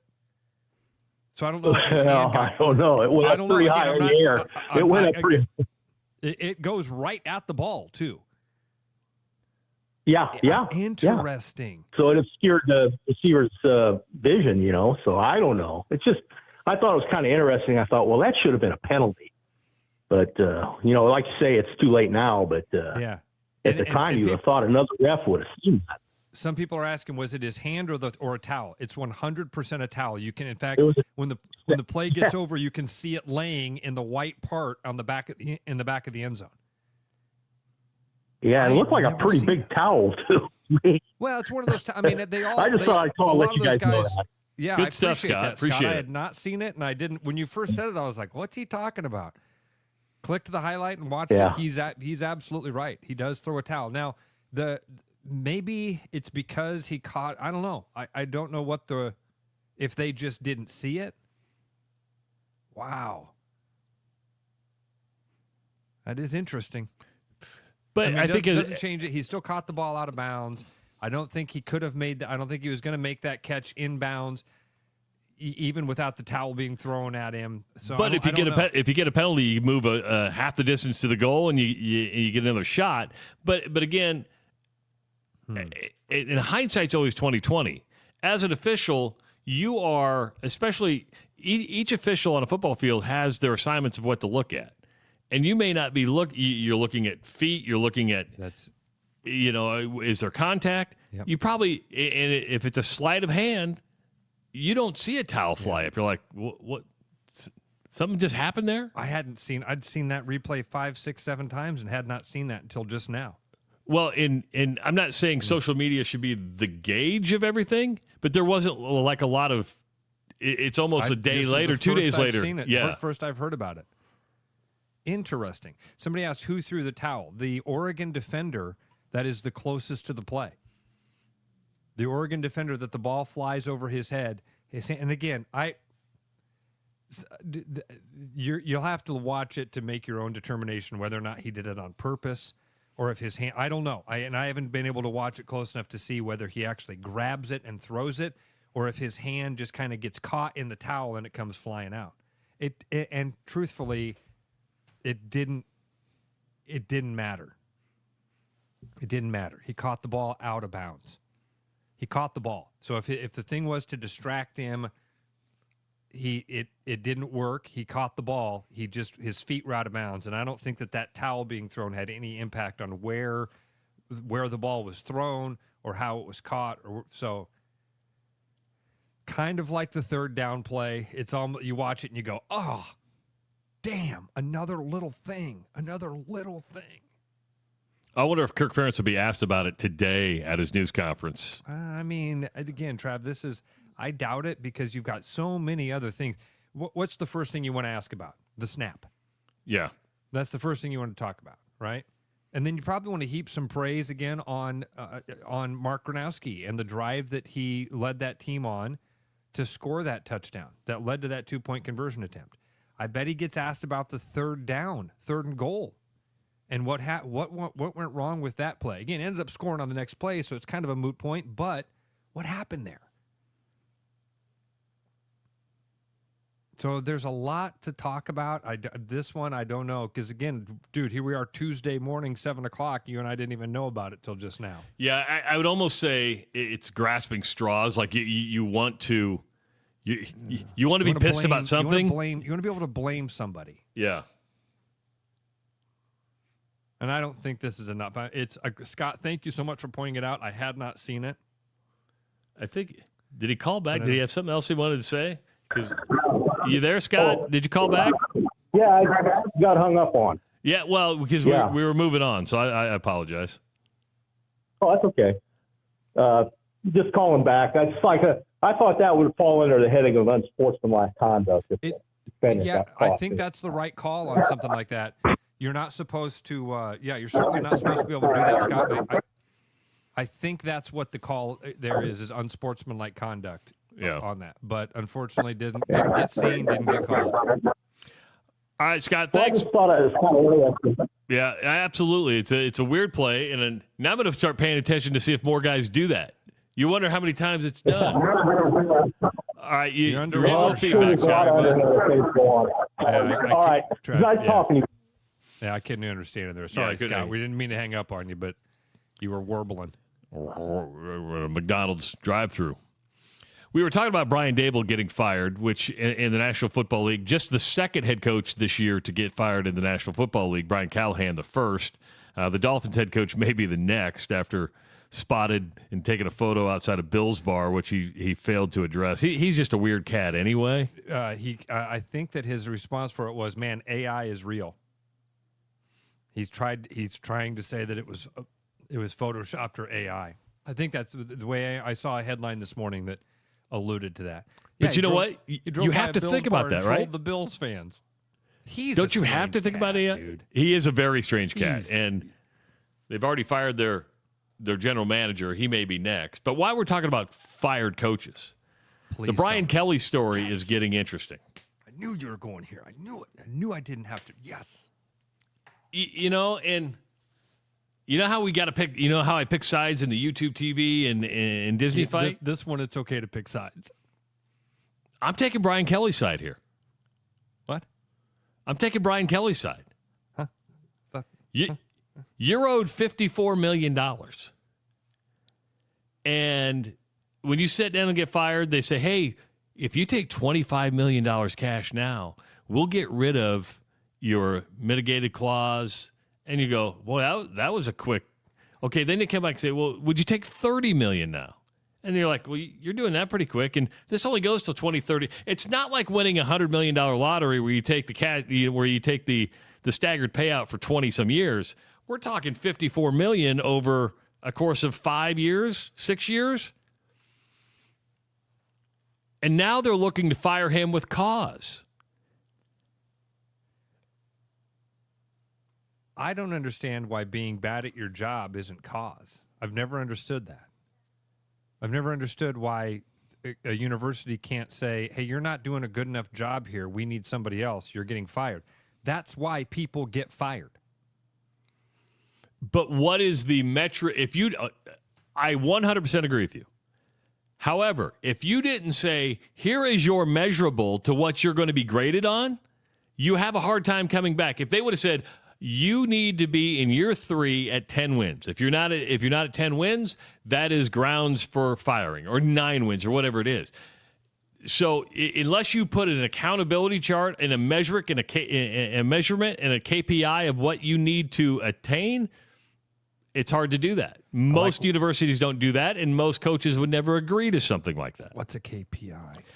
Key Performance Index. Oh, I like that. Okay. Yeah. You need one of those. You need one of those. So as a salesperson, you may have some KPIs. I need to have so many cold calls. I need to have so many meetings. I need to have so many closings. And you're able to measure, if my calls are up, if my my meetings are up, I'm able to close more deals. So they offered him $25 million on the day he was fired. They offered to remove the mitigation language in Kelly's contract, which would have reduced the buyout amount.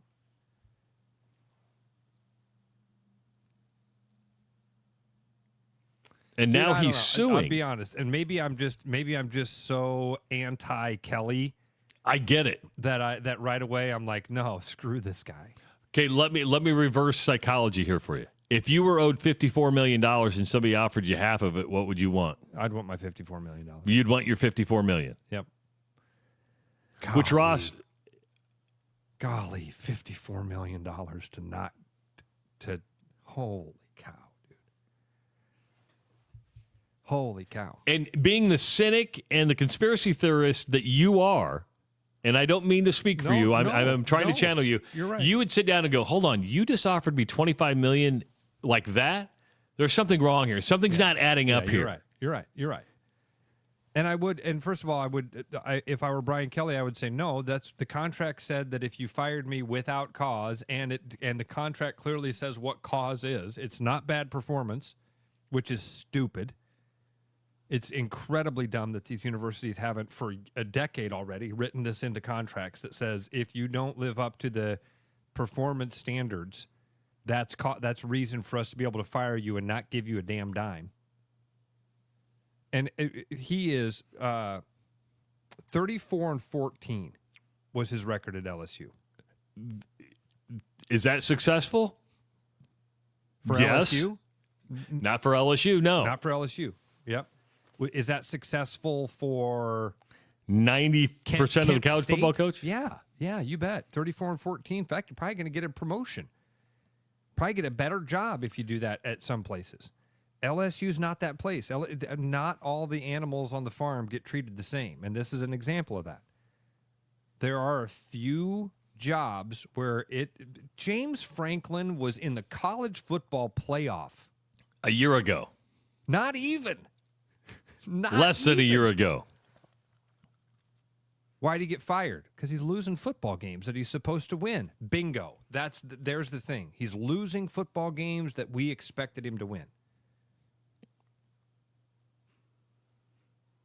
But unless you lay that out in specific contractual language, it's hard to fire somebody for cause. Which has to start happening. These universities have to start writing that language into stuff, because this year it's become obnoxious.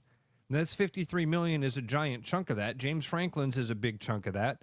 You've got a couple of coaches that raised that bar. We're talking about hundreds of millions of dollars going out of university athletic budgets to pay dudes not to coach. It's insane. It's insanity.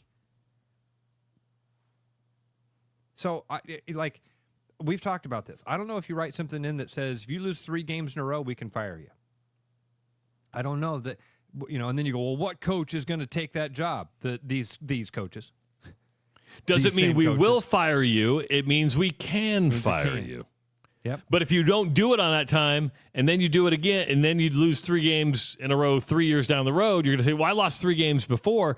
They did write specific language in what was considered fire for cause, which was NCAA violations, if you made the university look bad.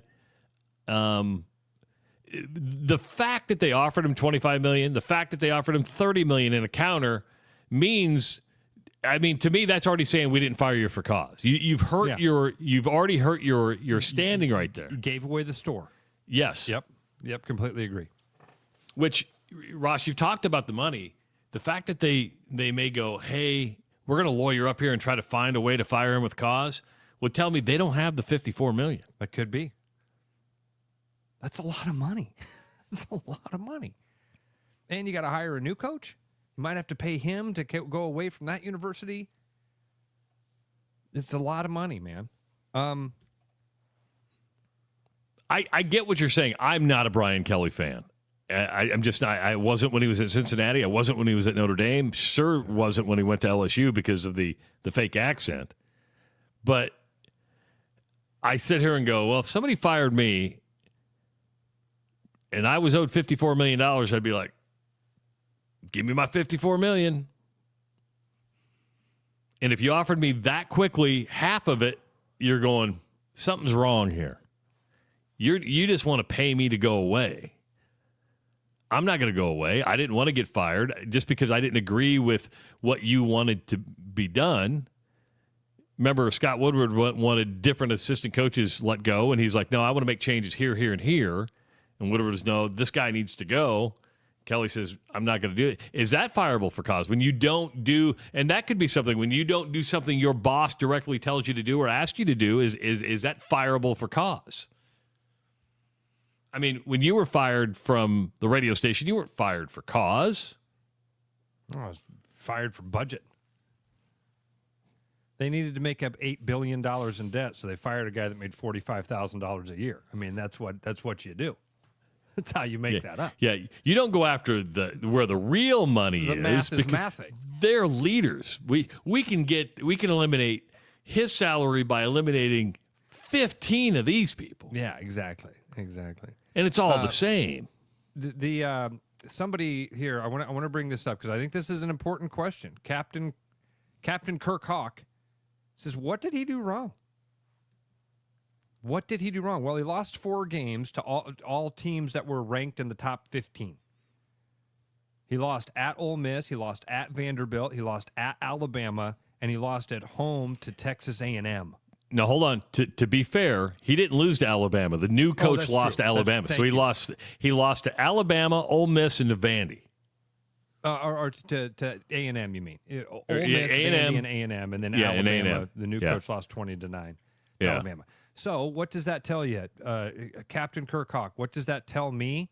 There was other stuff. They were looking for a way out. They were looking for a reason to fire him. They didn't like Brian Kelly. There was other things, like Travis is saying. I don't know what that would be. Personal differences of some type. Where they looked around and they were like, we got to get rid of this clown. And that could be as much as the fans are saying and the donors are saying, we're out. You come to us to fund your program. We're only going to fund something we believe in. We don't believe in this guy anymore. Now, is that fireable for cause? Probably not. I think this thing eventually gets settled. But it's just like, hey, I'm not going to take the first offer you give me.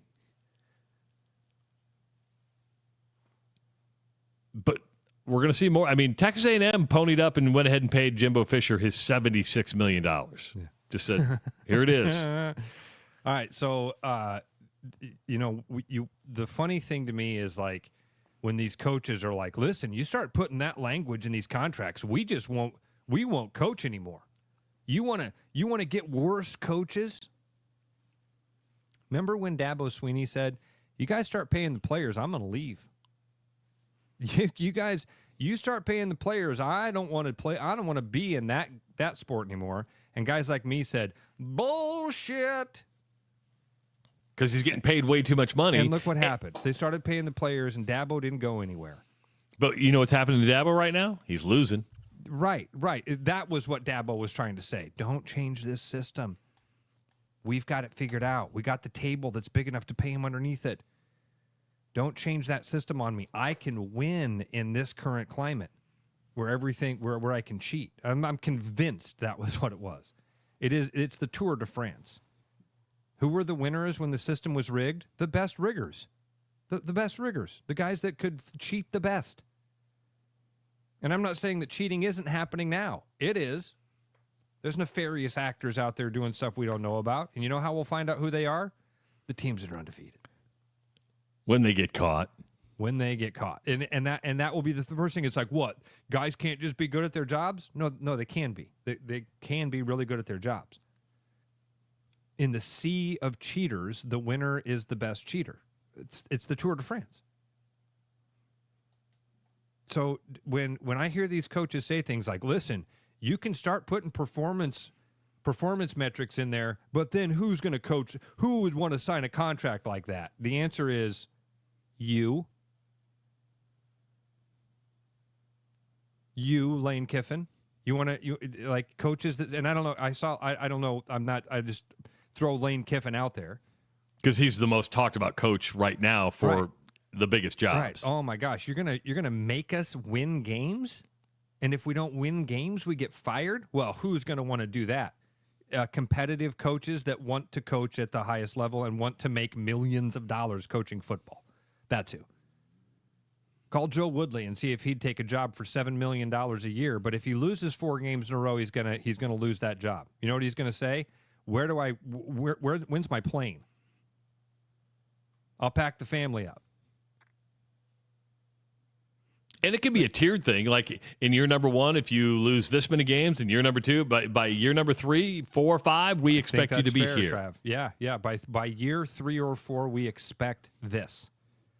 And if you lose X amount of games in a row or you lose X amount of games in a season, we can fire you. And we don't have to pay you because you weren't as good at your job as we hoped you were going to be. And those metrics are going to be way different at LSU and Alabama than they are at Kentucky. You go, well, wait a minute. It's the same thing. No, it's not. And then when you renegotiate because you've done so well, your performance metrics changes. That's a good point, too.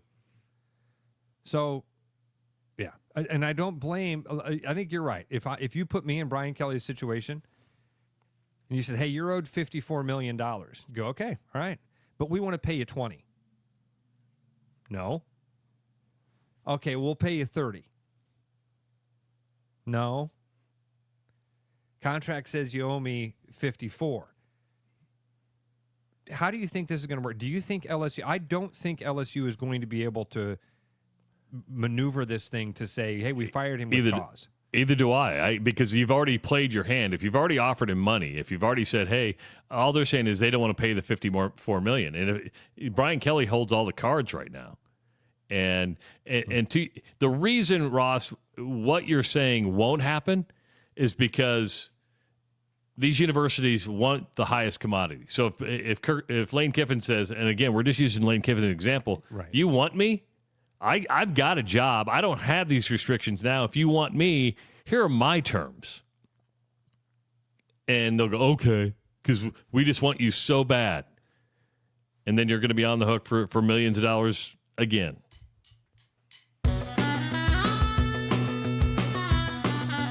Give the gift that keeps on giving.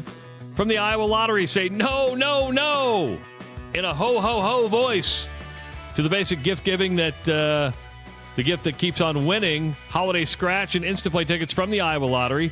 New scratch tickets this season are Holiday Gold, Holiday Bright, Merry and Bright, Holiday 10 times, Merry Money, Peppermint Crossword, and Chillin' with the Nomies. And don't forget the Instaplay tickets, Elf and Reindeer Riches. These holiday tickets make great stocking stuffers and could win instant prizes ranging from $500 to $250,000. And I'm going to be honest with you, Ross, my kids' favorite Christmas gifts each and every year, lottery tickets. Trav, you ever do the gift exchange thing where people bring random gifts and then everybody's opening the gifts and all of a sudden somebody opens it up and they're like, what is it? And they go, it's lottery tickets. It becomes like the hottest commodity in the game. Bring the hot commodity this year with the Chillin' with My Nomies. It is the Rush Radio Show powered by Willis Automotive. For the holidays, bring real taste to the table with Gold Peak Real Brewed Tea. Made with real tea leaves and real cane sugar, Gold Peak delivers a golden, brewed for taste flavor that makes every moment more meaningful. Whether you're gathering with family or friends, celebrate the moments that matter the most because real connections deserve real refreshment. For your upcoming holiday celebrations, choose Gold Peak Tea and bring real taste to the table. Your house wasn't built for bats, birds, or raccoons, but try telling them that. At Bats and Bugs Pest Solutions, we've been helping Iowans take back their homes for over 20 years. We use cost-effective, eco-friendly methods to solve wildlife and pest problems the right way. Whether it's bats in your attic, birds in the vents, raccoons in your chimney, or moles in your yard, we have long-term solutions. Call Bats and Bugs Pest Solutions today at 515-218-3400, and let's make sure your home doesn't become their home. Hi, I'm John Linares with Willis Lexus, and this November, we're starting early. We are starting our December to Remember sales event today. First off, I want to highlight a special lease on 2026 NX Gas. It's $409 per month with $49.99 due at signing. Or you can take advantage of rates as low as 2.49 for 48 months or 3.49 for 60 months on IS model, all ES models, NX Gas, RX Gas, and TX Gas, and as an added bonus on 2026 RX Gas, NX, and TX Gas models. I invite you to stop in and take the new Lexus for a test drive, or visit us online at willislexus.com where you'll find some special offers. After Hawkeye football games this fall, Travis and Ross are right where they belong, with you taking your calls and giving unfiltered feedback. Right after Hawkeye football games, it's the Black and Gold Rush on the rushradio.com, the TuneIn app, and on YouTube.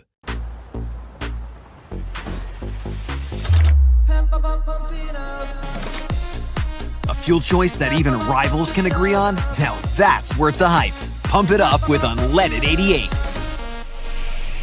Hey, it's Noel from Fiscus Jewelers. This holiday season, give the gift of sparkle that lasts a lifetime. From our latest designs to timeless favorites, there's something for everyone on your list. Already have a Fiscus diamond? Bring it in and trade up with our 100% trade-up program. It's the perfect way to shine a little brighter this year. And if you're dreaming up something custom, get your design started by December 1st for Christmas delivery. Let's make this season magical together. Fiscus Jewelers, your jeweler for life.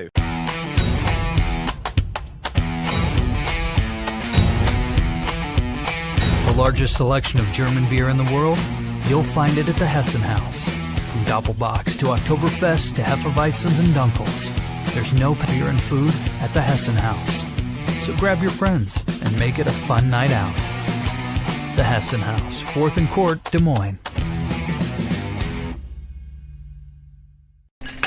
You know, Brian, at Central City, we really do have the best selection around. I know, high quality stuff you can't find anywhere else. Whistle Pig Plantation Rum. Yeah, and over 150 of the best scotches on earth. And a ton of bitters, mixers, and more. You know what we are? High class. Definitely high class, yeah. Make way for the natty. Okay, maybe medium class. Central City Liquors, home of the 10% cash coupon. And the Wooden Nickel program. Hi, I'm Sean, Service Manager here at Mini of Des Moines. The holiday season is just around the corner, and now's a great time for you to make sure your Mini is ready for any holiday plans you have. Visit us now to take advantage of our $100 mail-in rebate on the purchase of 4 select tires. Visit us online or give us a call to schedule your appointment.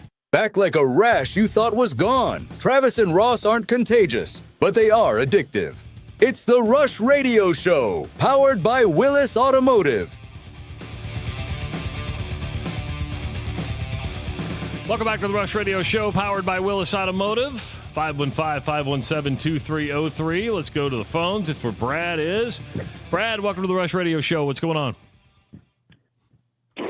Oh, not a whole lot. Just getting ready to do some deer hunting. Ooh, nice. Waiting to climb up the tree. Is it with a bow? Is it bow season now, or is it rifle season? No, it's archery season for about another month. Okay. So I'll be pretty quick. I don't know what kind of signal I got out here, but I was Brad, are you thinking in the back tree? to the, Are you in the- hold on. one of the Kirk Ferentz extensions. Are you in the tree stand right now? Yes, sir. I am. He's really... I just climbed up here, though, so. All right, go ahead, bud. Yeah, no, thinking back to the Kirk Ferentz extensions of, 10 years ago, didn't they put performance metrics in his contract? They did it with Brian Ferentz, didn't they? They said to Brian Ferentz, you got to I think they did it with Kirk Ferentz, too. Did they really? I don't remember that. I remember they gave him the bonus after 7 wins. Yeah. Is that what you're maybe referring to there, Brad? I do recall the bonus, and that might be where I was at, but I thought they actually put like a termination clause if it fell below like 4 or 5 wins or something. I could be wrong. You guys will have a lot better handle on finding that information out there, but yeah, I was thinking that. And then who was the Michigan Harbaugh? I know he renegotiated his contract, but I was thinking they might have put some performance clauses on him too when he renegotiated his contract there, whenever that was 5-6 years ago. Theirs was beat Ohio State or leave. That's what theirs was. Right.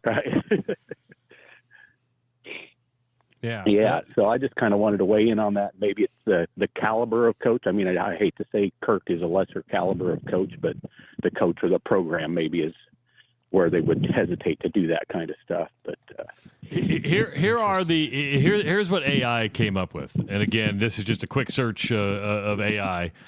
Winning the Big Ten championship or regular season gets him $400,000. Participate in the Big Ten championship game, you get $300,000. Top 6 Big Ten regular season finish, not title game, $200,000.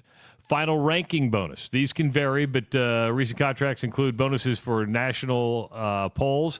Top 5 ranking, $350,000, and a lower ranking for smaller bonuses. 80% graduation rate gets them a $100,000 bonus. College football playoff gets them $375,000 or bonus for making the CFP semifinals, $375,000. Winning a semifinal game, $500,000, with a bonus of $1.5 million for winning the national championship. And if he wins some coaching awards, so let me basically, just nitpick though. Those are performance bonuses. Those are performance, yes, bonuses. I don't think there's anything that says getting fired. I don't think there's any performance metric on that. But Brian Ferentz did though. Brian Ferentz had a performance metric. Yeah, right. Score this many points in it per game or else. And that to me is a lot more. That's a lot more narrow than. If you lose games, we get to fire you. That's a lot more. That's a lot more pointed. It's a lot more detailed and detailed and direct than if you're the head coach and the team isn't winning, we get to fire you. Well, if that happens, that's not my fault. What the? And by the way, they set the bar pretty low for Brian Ferentz. They asked for 20 points a game. Right? Remember that? And couldn't do it. Yeah. So. I'll dig in some more, Brad, and see what I can find, because I don't know if he drops below the 7-win mark, if there's anything tied to that. I don't think there is, not for a guy that's been there for so long, but I'll look into it. Before I let Brian go, so Brian, if I'm going fishing with buddies and they're taking off on the boat, what you say to wish them good luck is tight lines, guys. Keep tight lines, right? What do you say to a bow hunter? Straight shooting? Yeah, that'd be it. Shoot straight. Are you by yourself? But you don't go. I mean, you're not in a stand with a buddy, are you? No. So there are guys that'll hunt in groups. They separate by a few hundred yards in a section of timber, and cover more of the ground that way. But so when I drive to Des Moines, I never know where I'm going, so I just. When I drive to Des Moines and back, I see there's a deer stand store like right on the interstate. Do you have a real fancy deer stand with a heater in it and all that stuff, or is this like I just made this thing and I'm climbing up to the top? Oh no, they're all. I just hunt out of metal stands. There's none of the fancy, just hanging on the side of a tree, basically. All right. Well, we'll take some deer jerky if you bag one today. Straight shots. Hey, I can straight hook you up. shots to you, Brad. I've got some deer coming back from the locker from an early harvest I made in the urban hunt. So in the urban I'll take hunt. care of y'all. All right. That sounds good. We love the deer jerky. Heavily peppered. Real quick for Ross, I worked with Kevin, so you're very fortunate to have a stepdad, stepdad-in-law, father-in-law, I guess. So Yeah. Kevin's a great dude. Kevin Link, you're talking about. You And, worked with and him he was at supposed AE? to greet you with "Hey, moron." Hey, he did. That was you, No, Brad. at the city of Des Moines. Yeah, he did one time. Yeah, I didn't know if he'd do it or not. He's too nice of a guy. Nah, he's a good one, man. I like him a lot. He's got a great personality. He's got a terrific sense of humor. He's a fun guy. Thanks, Brad. Have fun today, man. That's awesome. Thanks, Brad. All righty, y'all have a good day. Thank you. You too, buddy. That's a Rush Radio first. Somebody calling from a deer stand. I like it. Awesome. Well, and Travis, you could hear the wind. Yeah. And you could hear him winded from climbing up a tree. You're like, I didn't hear him winded. I heard the wind rustling through past the phone. Here's the other thing. Most guys that go out deer hunting, they're talking like this the whole time. yeah, because they need wanna to be scare quiet. The deer, right? Yeah. Right. They want to, they've poured deer urine on themselves to mask their own human. Should have asked him that. Have you ever gone deer hunting before? I haven't. No, never done the deer stand thing. I would. I just was never a big hunter, and I'm not anti-gun. I'm not, a Bambi lover or anything like that. I don't have any reason why I've never been deer hunting except for just never did it. Dad did it. My brother did it. Had the opportunities. Just it was never fishing. I won't miss an opportunity on. I love that. Might go fishing on Friday. Ice fishing? Nah, well, we might have to chop our way to open water, but Down a half an inch of ice right now? no, we're not even close, dude. Probably Up at Storm probably Lake, zero I did ice. see Kevin Paul, who runs a guide service up there.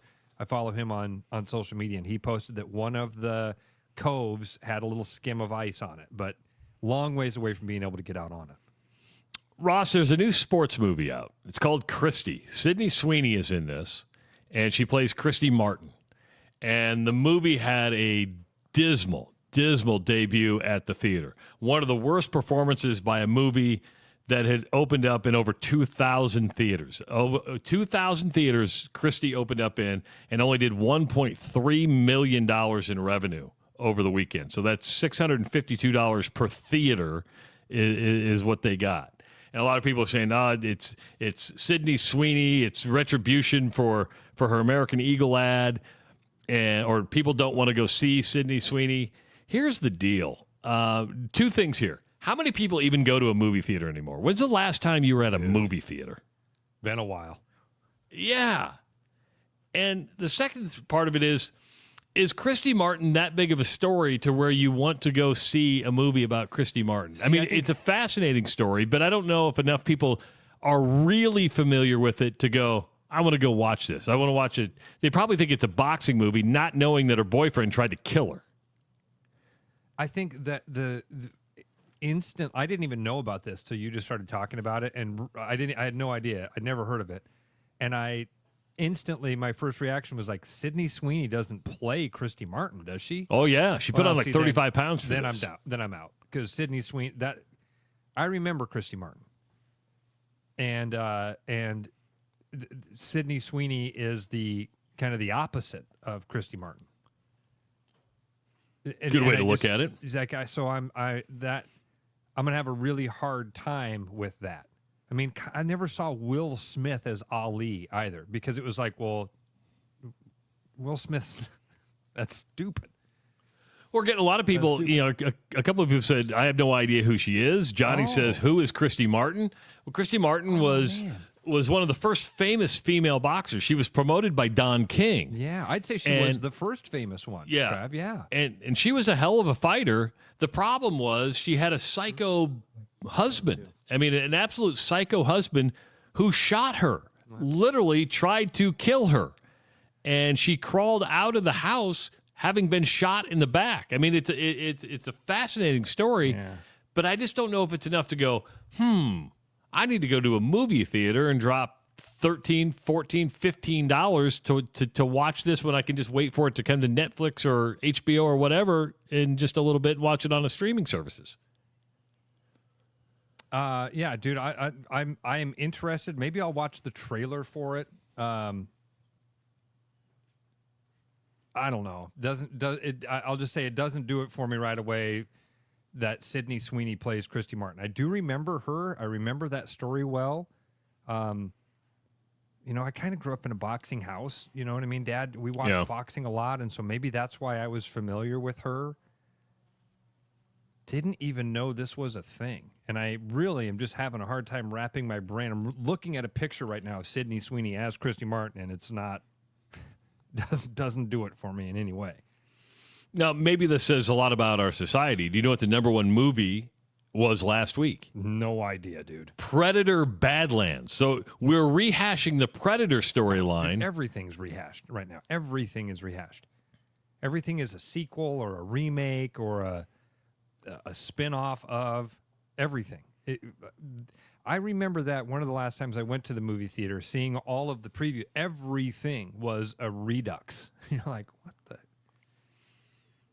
There is a movie out I want to see now. It's called Nuremberg. It's on the Nuremberg trials. Oh, that would be good. And Russell Crowe is in it. And because there's some history behind it. I want to, I know it's going to be made for a movie and there's going to be some sensationalism, but the Nuremberg trials happened long before I was born. So I kind of want to get some historical perspective on it and watch it. To me, that looks like a movie I want to watch. Christy Martin is like, I can wait for streaming on that. Listen, I would echo what Austin said here. My ambivalence towards this movie has nothing to do with Sydney Sweeney. Nothing to do with it. It just doesn't get me. Like I remember Christy Martin, and I go, no, not Sydney Sweeney. I remember the last movie that I went and saw, as you said, Nuremberg. I saw Oppenheimer. Oh, wow. Yeah. That's probably the last movie that I went to in the theater. Are theaters dying? I mean, and I think we all went to movies because TV, before streaming services started producing original content, was not that cutting edge. And now you see incredible stories, incredible series, incredible movies being produced, go straight to streaming, and you're like, I can sit in the comfort of my own home and not have to go out, not have to spend a fortune to go to a movie theater. As JT wrote, don't have to sit through 45 minutes of previews. I like previews. I always liked previews. You're the one. I'm the one. I should have known.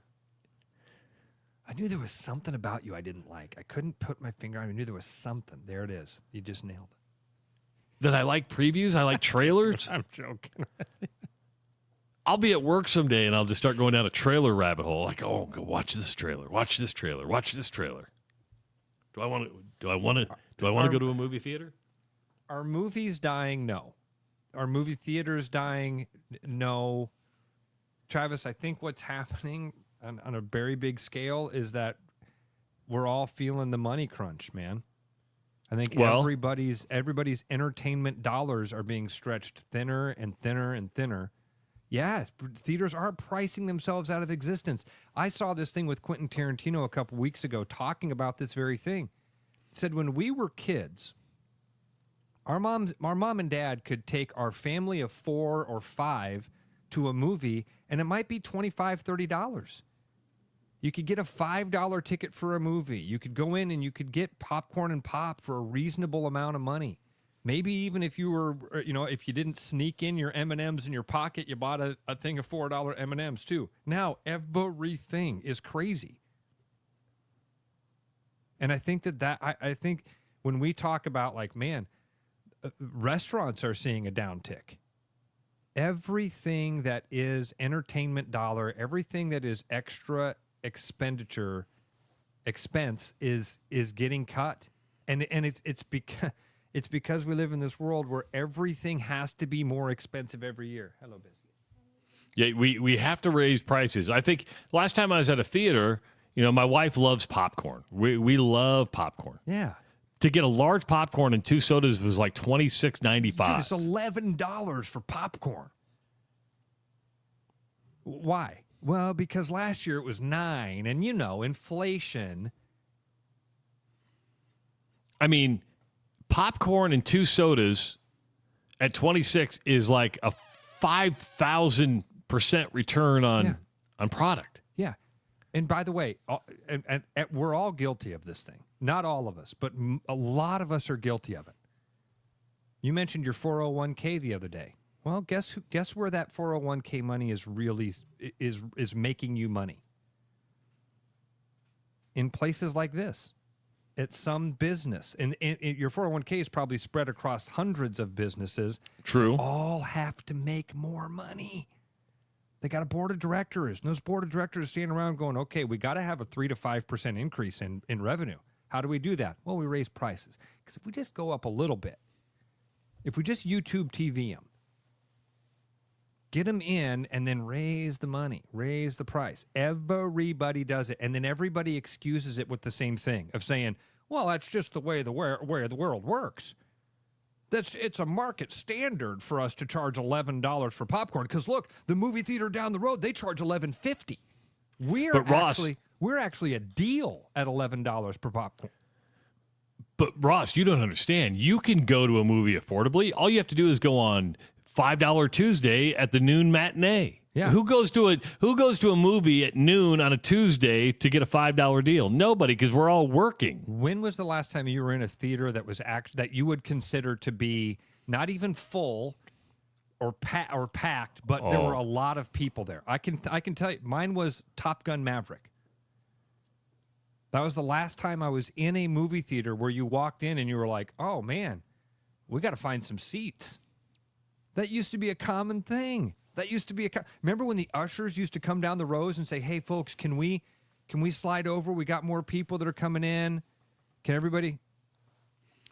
Well, I don't know how it is where you're at, but and I don't even remember the last movie I went to see in the theater. But what I do remember about the experience is they don't have ticket takers you can't just go up and buy anymore. You have to buy at a kiosk, or they want you to buy online, and you have to select your seats. You don't get to walk in and go, "Where do I want to sit?" Yeah. You have to pick your seat on where you want to sit. At the floor, you can. The floor is still like Southwest Airlines. Like, come on, free for all, first come, first serve. I kind of like that, right? It's like, well, I got here first. I got my ticket first. I'm going to get the best seat possible. But Trav, again, when was the last time that you went to go select those seats and it was a thin selection? Most of the time you go to select your seats, the whole damn theater is green. You're like, Jesus, am I going to be this like a private showing for me? Most of the time you go to a movie theater, there's 6 people in the theater. Maybe I just convinced myself of the other thing. Are movie theaters dying? Man, I haven't been to one in a long time that was like, all right, I'm in the place to be here. Chris Meharry is going to be here taking pictures. This is the place to be. It's been a long time. I mean, I remember there was a time when, movies would come out at like midnight and you're like, okay, I got to go to that movie. Yeah. I did that twice. Lord of the Rings, Return of the King. I think I lined up, got off the news, went and saw because it was midnight on a Thursday. And I remember South Park, the movie. I did that for too. I love it. South Park, the movie. The movie Christie, which is a sports movie, a biographical movie. I go, nah. Just doesn't move the needle for me. Again, what is shocking to me, and we didn't have a lot of them, but we did have a few people that were like, "Who's Christy Martin?" Oh man, that's a tell too. That's one of the reasons you're not going to get a lot of people to that movie. They don't know the story. Well, I think the biggest problem is that Hollywood actually thinks, and maybe there's data and statistics to back this up, that because you have somebody famous in the movie, it's therefore going to be an automatic hit. Yeah. Sooner or later, even the mega stars have done bad movies in their life. Like, not everyone, and it's not their fault. It's not that they're good actors. Just it wasn't good writing. It wasn't a good story. It didn't have all the elements. The story, the writing, and the acting, sure, makes a great movie, but you need all three to make it really good. Did you see what Justin Miller sent us? Yeah, I did. Love the kid. He's awesome. He says, I love trailers. My dad used to watch a show called Nothing But Trailers, and it was awesome. Trailers have changed a lot, too. Remember when it was always the one voice guy? His name was Ray LaFontaine or something like that. I think that was his name. He was the man with the voice, yeah. In a world. That's what I like about Top Gun. Not Top Gun, Tropic Thunder. It starts with trailers. And you're like, not more trailers. And you're like, oh, these aren't real movies.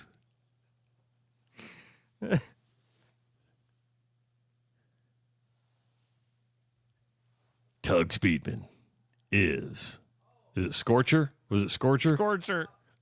Scorcher. And then it's Scorcher 2, Scorcher 3. And it goes, when it happened once, nobody thought it could happen 3 more times.